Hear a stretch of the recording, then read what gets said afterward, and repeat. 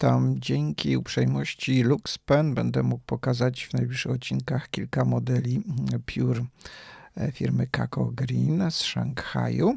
I to pierwszy model pod nazwą Retro, który troszkę przypomina pióro z odległych lat, jeśli zdejmę skówkę, ale na razie zobaczmy, jak wygląda z zewnątrz. To plastikowe pióro, gdzie klips jest takim wygiętym drutem z zakończoną kuleczką na końcu. Tak oto skówka wygląda, właściwie poza tym klipsem, jak odwrócę, nie ma nic, tylko nazwa, a właściwie skrót KG od nazwy firmy Kako Green.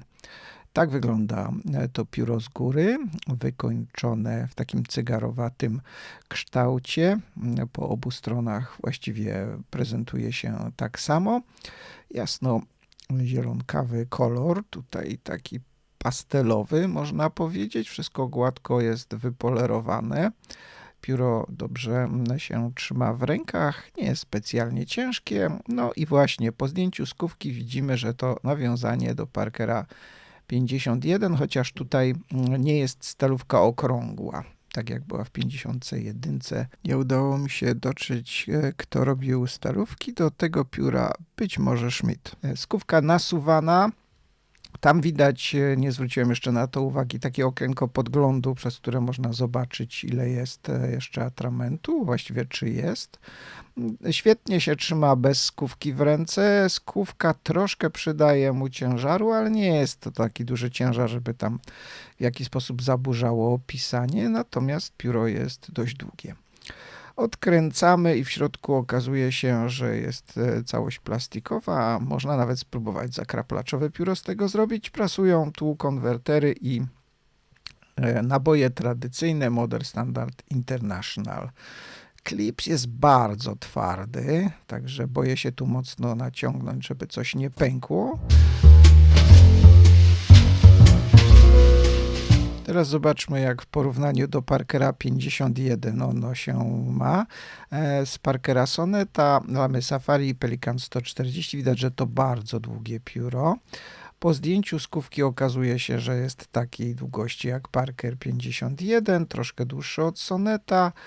No i właściwie takiej samej długości jak Lamy Safari, a Pelikan 140 jest znacznie od niego krótszy. Tak wygląda to wszystko po zdjęciu skówek. Jeszcze raz tutaj można sobie porównać, jak ze starym Parkerem z lat 50. i 40.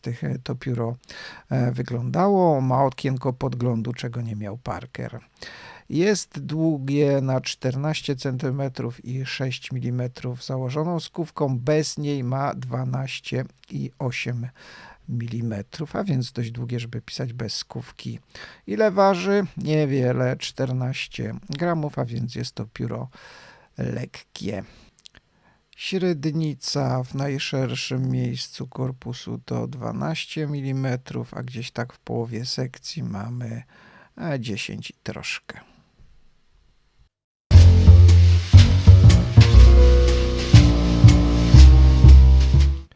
W tym egzemplarzu pióra stalówką pisze się bardzo dobrze.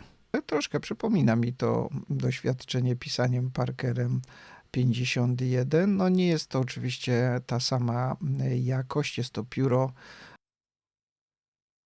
które może być piórem szkolnym, jak i piórem dla kogoś, kto chce zacząć przygodę z pisaniem piórem, a nie chce dużo wydawać pieniędzy, bo pióra te, jak tu widać w różnych kolorach, nie przekraczają cenowo 40 zł, między 35 a 40, to zależy od promocji na stronie producenta. Tak sobie wyglądają stalówki w tych sekcjach. To są, tak jak mówiłem, stalówki Schmidta. Kolekcja składa się z różnych wersji kolorystycznych. Można tutaj sobie więc coś wybrać. Link do dystrybutora podam w opisie filmu, gdzie można sobie będzie więcej tych modeli zobaczyć. Ale to nie wszystko, co jeszcze ten dystrybutor ma z firmy Kako Green. Ma też etui na pióra, bądź na inne przedmioty, jak ołówki, mazaki, czy tam kto woli. To jest mniejsze etui, jest to tworzywo sztuczne wodoodporne, zamykane na zamek, dość grube. Wsadziłem tam już do środka jedne ze swoich grubszych piór, żeby pokazać, że mieszczą się także i pióra, które są grube, to są Parkery Duofold Centennial.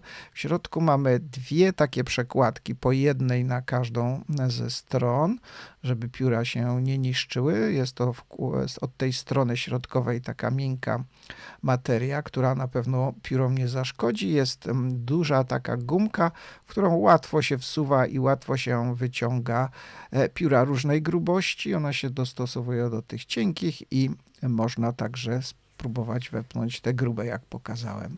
Drugi model to jest ten największy. To jest troszkę jaśniejsza materia, też zamykany na zamek. Tu mieści się 40 piór, jest jeszcze model pośredni na 20 piór, także 3 wielkości, ten sam system mocowania, te same materiały, trochę inna kolorystyka. Pojawiła się więc na rynku nowa firma, z którą warto się zapoznać. Dziękuję za uwagę.